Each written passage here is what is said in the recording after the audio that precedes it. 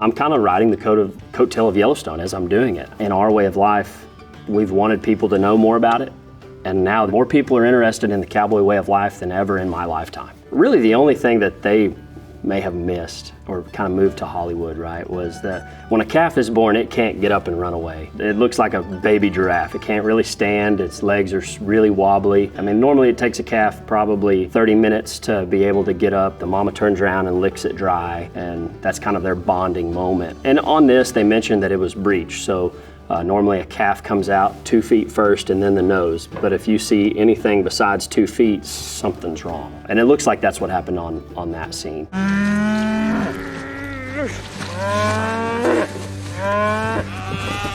In a perfect world, and what happens on 98% of our calf births is that no one's there, there's no stress involved, it's just her, the calf, and nature. The ones we have to watch would be what we call a heifer. So a heifer is a female bovine that has not had a baby yet.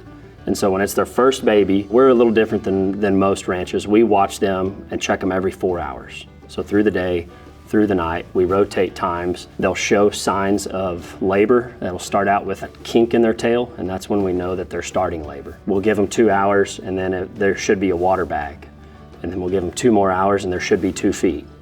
We'll give them 2 more hours, and there should be a calf on the ground. A lot of the jobs in ranching are trained on the job. I grew up watching my dad do it.